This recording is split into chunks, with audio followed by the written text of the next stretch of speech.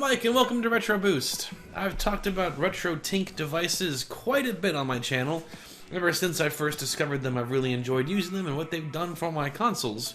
One thing that I've never tried, mainly because of the negative word of mouth that usually surrounds them, are these other cheaper options. All the time in like forums and posts on places like Reddit, I see people ask like, hey, is this converter here, is it good for insert thing here, like a console or a specific game? And the comments are usually kind of all over the place. People say that it's fine, you can put up with it, people don't like it, and then a lot of the time people will recommend other products like RetroTINK or open source scan converter, FrameMeister, insert other option here over doing something like this. But from a price perspective, I mean, it's hard to want to pass up something like this that can go for like as little as $15 compared to, say, even the most basic RetroTINK product, the RetroTINK 2X Mini, which starts at like $89. The 2X Pro is like $130, the 5X Pro is $300. FrameMeister is somewhere around or higher than that too. It's an older device at this point. Not sure what the open source scan converter is probably on the lower side of that metric, but definitely higher than this. So it's hard to like want to pass up trying this out given that varying price difference. But even though it's, say, like roughly 1/5 or 1/8 the price of, say, the RetroTINK 2X Pro, is it 1/5 the performance? That's kind of the question that I want to answer. So after coming across yet another one of those articles where someone was asking about this and the answers were somewhat all over the place, I want to give it a shot and see what I think about this thing. So we're going to compare this, the AV2HDMI, which is a analog to digital converter and scaler. It outputs 1080p or 720. There's actually a switch. You can switch between the two. We're going to do 1080p because peak performance, my man. Yeah. So we're going to compare this to the 2X Pro. We're going to see how each device handles content. We're going to start with composite. That's all that this device can actually take. The 2X Pro can do a composite S-video component, so it's a much more varied device as far as input cabling goes. We'll start with composite though, and then see how they compare to each other. So this is going to output 1080p. The 2X Pro is a line doubler that'll output 480p. But we'll see how the RetroTINK 2X Pro's 480p line doubling compares to this AV2HDMI's 1080p scaling at like 1/8-ish the cost. Give or take. We're talking like $15 versus $130 here. Now this video is not meant to shame any particular brand or highlight negatives. It's purely a price-value comparison. So we're going to see the performance and see if that performance is related to the price or not. You know, hey, you pay what you get for sometimes. Not necessarily a bad thing if the cheaper device doesn't perform as well. We're going to find out. So we're going to see what their differences are. We're going to start out first with Super Nintendo. We're also going to do N64 and GameCube. This video here is the 2X Pro versus this device. I am going to also do the 5X Pro and also a component converter that does 1080p as well. So a similar competitor to what the 2X Pro running component and the 5X Pro are capable of doing. Make sure you're subscribed to get notified of when those drop. I do appreciate you watching regardless. Let us start with Super Nintendo running composite.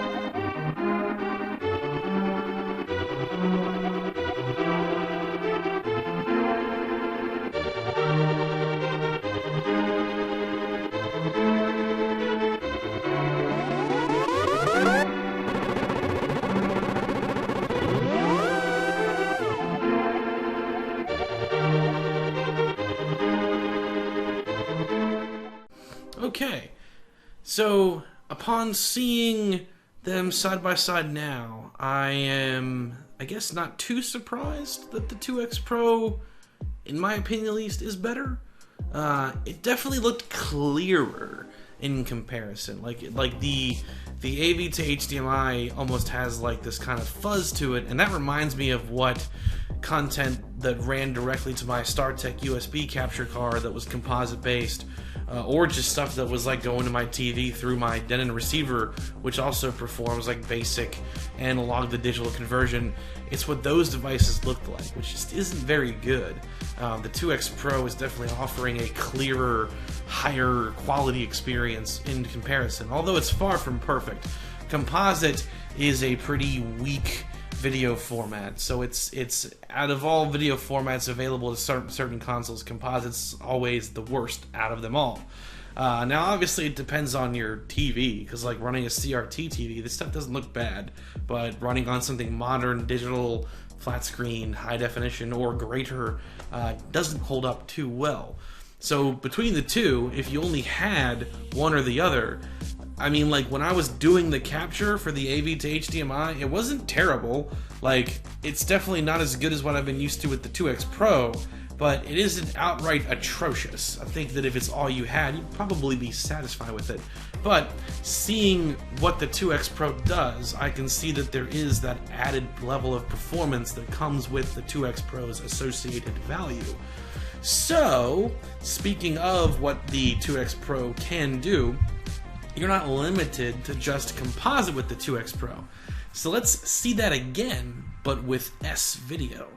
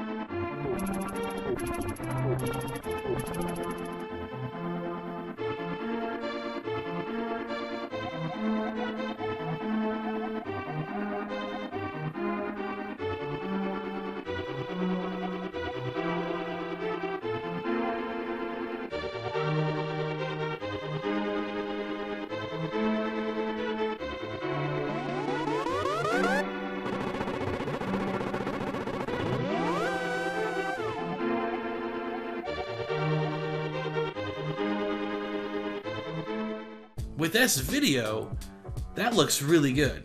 Much cleaner and clearer, more defined. The 2X Pro's color is also just like a little bit more vibrant. Not like night and day, but I just feel like the color is a little better on the 2X Pro side of the fence. It's a little interesting. But S-Video, now that we've gone beyond composite, which is something that the AV to HDMI cannot do, you're limited to composite with that. Now that we're going to S-Video, the difference becomes even more clear with what the 2X Pro has to offer. This is running with the 2X Pro set to line doubling, obviously, and then with the sharp filter. Because the other thing the 2X Pro can do is you can do different filters. There's sharp, smooth, and then scanline generation. And sharp is really good for 2D graphics generally, and smooth is really good for 3D graphics generally. So there's more little features built into even the basic version of RetroTINK's products there that this thing can do. Because the 5X Pro has like a million things it can do, but the 2X Pro still has a couple little tricks up its sleeve. So S-Video, a clear step above. Just for the sake of comparison, we can go one more step further with HD Retrovision's component cables. We can run that out of my Super Nintendo and see what that looks like.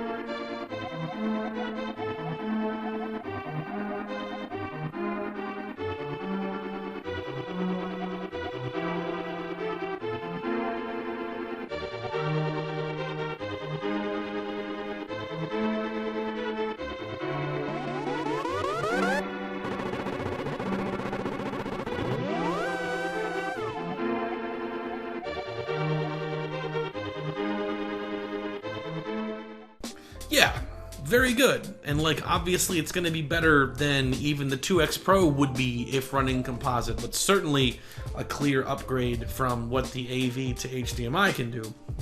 Component cables out of the SNES or an RGB cable, either one of those two options, that's giving you like pretty much the closest thing to emulation out of the original hardware that I've personally seen yet out of the hardware. So very cool. We've kind of established that the 2X Pro presents a cleaner overall image, a little bit sharper even when it's composite.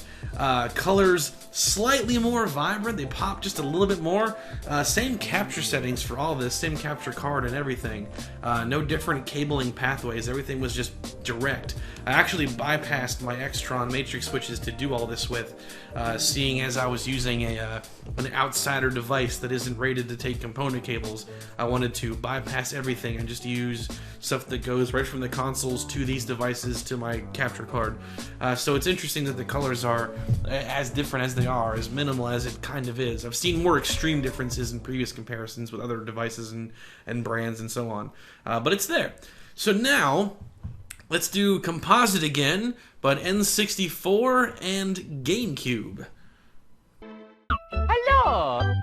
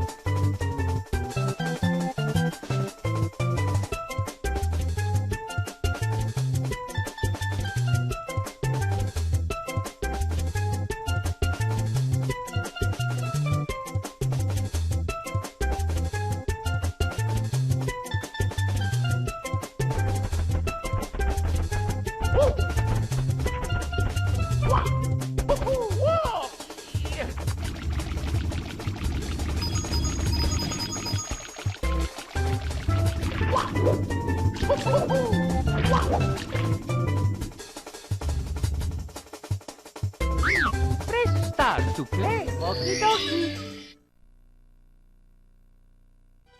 Dear Mario, please come to the castle. I have baked a cake for you. Yours truly, Princess Toadstool.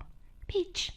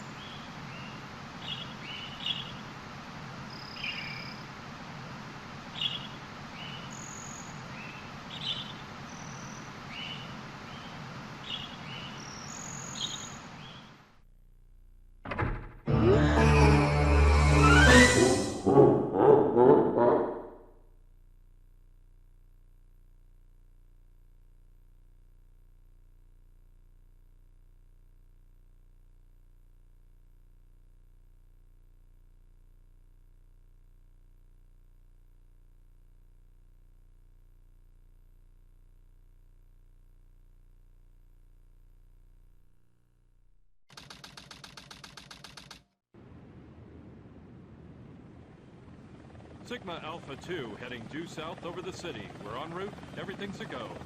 This is Control Tower. We have you on radar. Report cargo status of captured Hedgehog aboard. Over. That's a 10-4. Cargo secured on board and... What? Didn't copy that. Hedgehog is Over. gone. He's taken out everyone aboard and... What's wrong? What in the Come world? in. Over. Freeze! What do you think you're doing? Get that Hedgehog!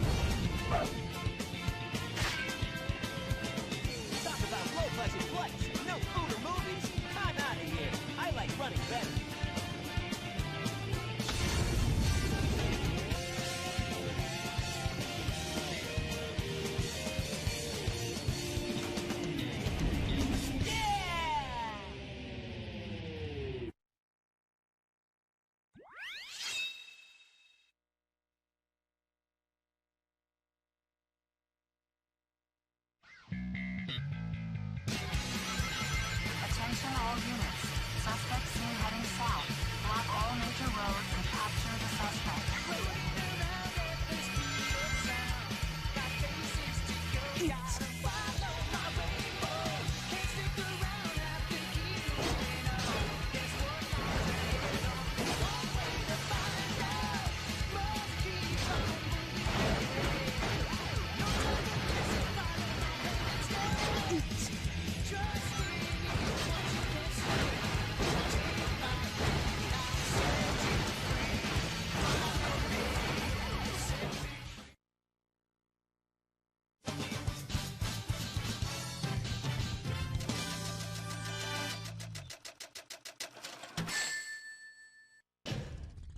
Just made it.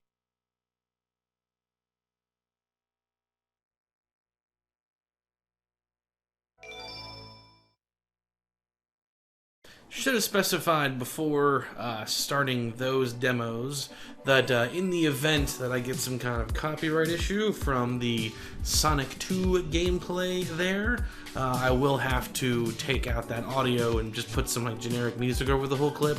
So if that's why you didn't hear a certain fan-beloved song over that gameplay, that would be why, because it got some kind of copyright issue. So I can't predict that.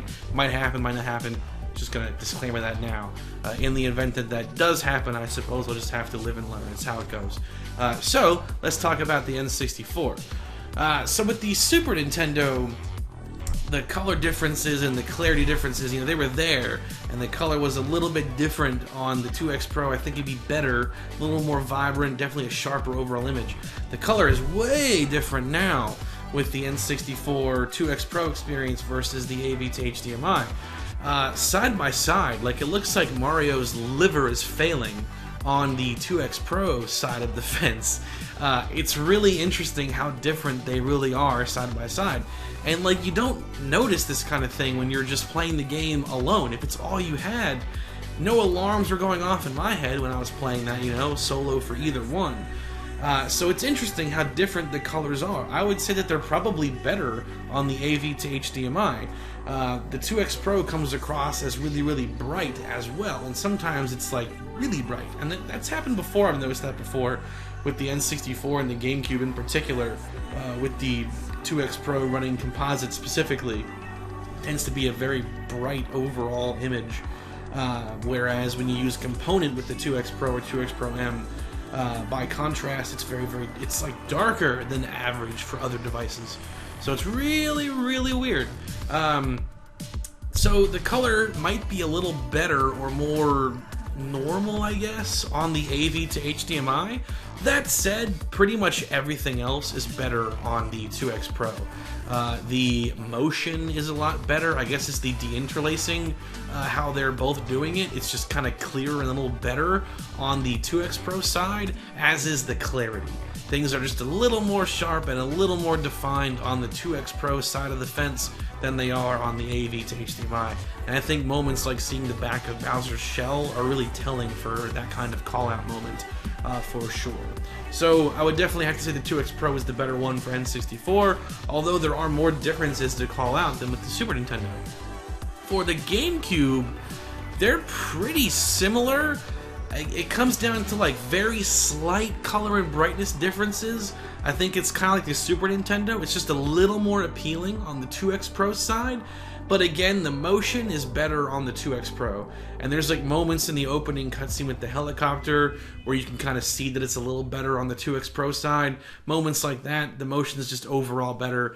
In the midst of gameplay, it's far more noticeable to kind of experience that solo. It's reminding me of like what the StarTech capture card was like with a lot of games I used to play on it when I did my earliest comparisons of that versus the 2X Pro. A lot of the same differences, and I think it comes down to how these devices are deinterlacing the content. I think the RetroTINK 2X Pro's line doubling is just superior to what the AV to HDMI is doing. It just produces that better overall, more smooth experience.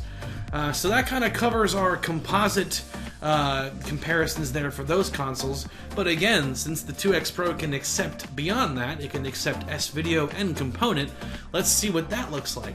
So let's do the N64, oh gosh, a lot of game consoles today. The N64 S-Video, and then we'll do the GameCube S-Video and Component. It'll still be all interlaced output as far as the GameCube goes, because the 2X Pro cannot accept a native 480p or higher input signal. That's where the 2X Pro M or the 5X Pro kind of shine, because they can accept all those different incoming resolutions. The 2X Pro can't, but the cable type is what's improving here, which is going to give us a bump in performance. So let's see what all that looks like, and then we'll summarize at the end. Hello!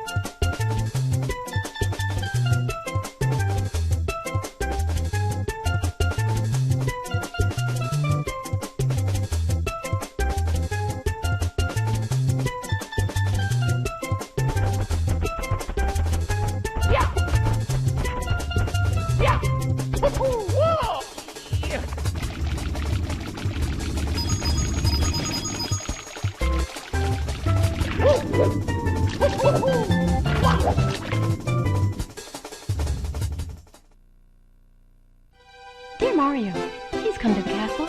I have baked a cake for you. Yours truly, Princess Toadstool. Peach.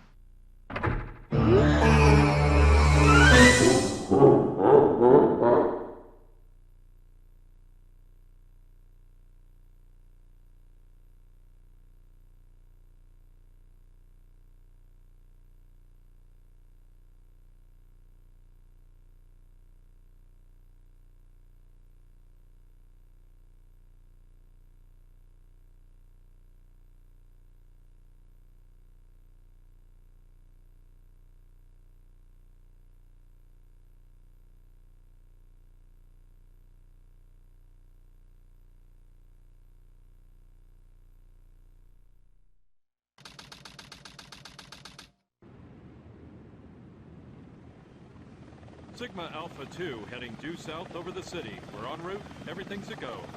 This is Control Tower. We have you on radar. Report cargo status of captured Hedgehog aboard. Over. That's a 10-4. Cargo secured on board and... What? Didn't copy that. He's Over. gone. He's taken out everyone aboard and... What's wrong? What in the Come in. world? Over. Free! What do you think you're doing? Get that hedgehog! Talk about low budget flights, no food or movies. I'm out of here. I like running better.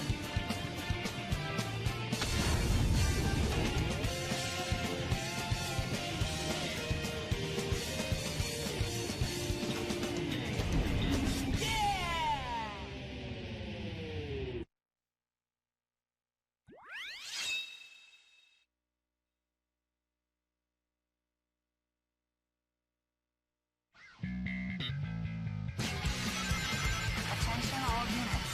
Suspect seen heading south. Block all major roads and capture the suspect.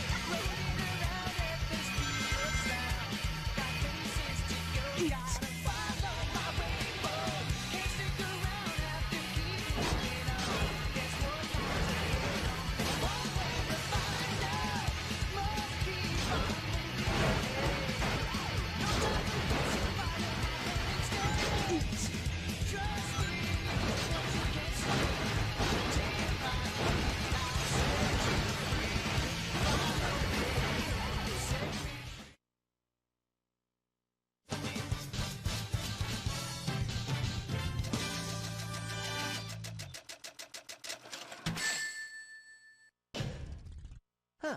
No problem.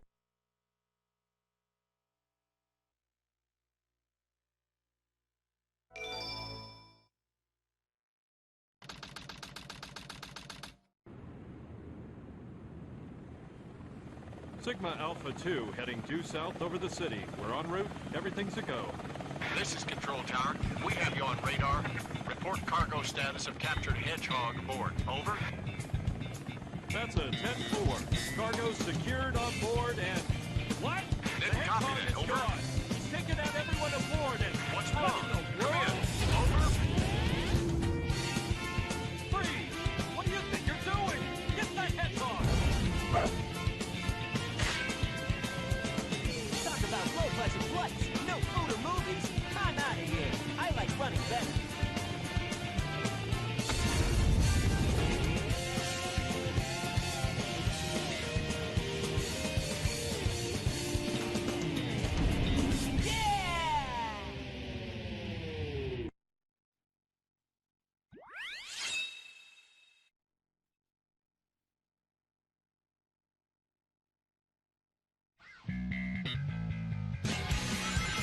Attention all units. Suspect seen heading south. Block all major roads and capture the suspect.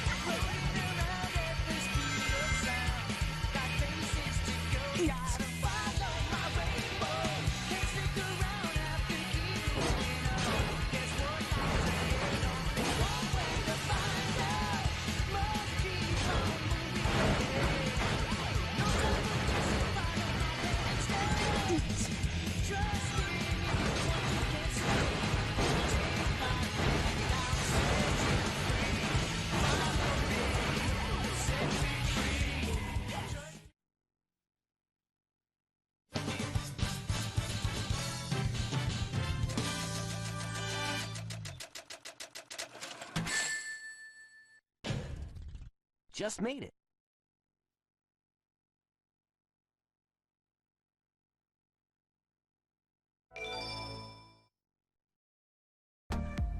Okay, so now we've seen all the options. As we up the cable type for N64 and GameCube, we definitely gain clarity on the 2X Pro. For N64, it's much clearer, although the color issue remains the same. I think the color just looks a little more appealing on the AV to HDMI side, but again, I wouldn't want to give that up for the obvious clarity advantages and better motion that the 2X Pro has to offer. It's just an interesting call out. With the GameCube going to S-Video and above, now we go from them looking mostly similar, with the main difference being the motion processing and the slightly enhanced color on the 2X Pro. Now we can tell that one's just clearly better. side by side we can see an obvious difference with the 2X Pro versus the AV to HDMI side during gameplay and other parts as well. It's just a little bit clearer. It still isn't perfect on the 2X Pro side, but it's markedly better, and the motion is a lot better during gameplay than the AV to HDMI is. Component just takes that and furthers it up another tier. It's not like as much of a night and day difference as S-Video is initially, just because we're still running interlaced output, but it's still better. And that's the nice thing about the 2X Pro, is that you have the option to try all these different cable output types from these consoles. It's a very flexible device. And even if you had RetroTINK's basic device, like the 2X Mini, it still accepts Composite and S-Video, so you can get that better tier up from Composite that I've been showing in these videos. So overall, what are we thinking here? Well, for consoles like the Super Nintendo, this thing's not bad. Didn't really notice any issues messing around with it with Super Nintendo, other than just the fact that it's just not as good as RetroTINK. I mean, the RetroTINK is a clear step up, and that's a good thing given their price differences. It would have been really funny if they were like the exact same. It'd be like, yeah, just buy this every time, like no contest. But that isn't what happened. So we can see that the RetroTINK is offering you more with its cost. There is that added value, which is a good thing. This, however, will get the job done. If you wanted a very simple way to just connect 1 or 2 game consoles you may have to a modern day TV, this thing by itself is okay. It's not bad, it's just okay. And that's fine. Given the price that you're paying for it, the fact that it works at all is good. Because this thing is really cheap considering what it does. There's a lot that goes into converting digital to analog. Like, it's an interesting little process that has to occur in this thing, and at that price point, it seems really, really cheap for it to do it at that level, so that's cool. And you can choose between 720p and 1080. I did 1080 for all of this because I figured might as well just test out the max what this thing does. It may look a little better at 720 if the resolution isn't as stretched, so who knows. Didn't want to test that, just wanted to run it at maximum output to see how it did at its best. So overall, very interesting. I'm glad to see that RetroTINK, given the higher price point, has more to offer, especially when you add those better cable types. Component cables like HD Retrovision are definitely more on the expensive side, but you can find like Nintendo capable S-Video cables for not too much. And a lot of RetroTINK products will come with the option to bundle one in with the purchase too. That's actually how I got mine, was with my 2X Pro purchase. So that's pretty cool. So that wraps up the 2X Pro side by side with the AV2HDMI, little mini converter there. So we compared those. We're going to be doing further comparisons. We're going to be doing the 5X Pro versus this guy, and we'll also be doing another video series with this component converter. That one was a little more expensive than the AV to HDMI is, but it's component, so it offers a much wider variety of consoles that could hook up to it. Kind of. It actually doesn't accept 240p or 480i, I think 480p is the minimum that it takes. So that one's mainly spec'd for like the newer-ish retro consoles, but very interesting. So we're going to be comparing that as well. Make sure you're subscribed to get notified of new channel content. It helps me grow the channel and lets you know when these new videos will be coming out. I appreciate you for watching. Hope you found this entertaining or helpful regarding how RetroTINK is against these things, or just how this thing's performance in general is. Hope it was helpful. I was pleasantly surprised. There was a part of me that was like worried it was going to be like abysmal, and I'd be like, what's the point of making this video if it's just so obviously worse? But I'm glad that it had some cool things to call out. It's very interesting. So, hey, I'll see you next time. Thanks for joining me, and have a good rest of your day.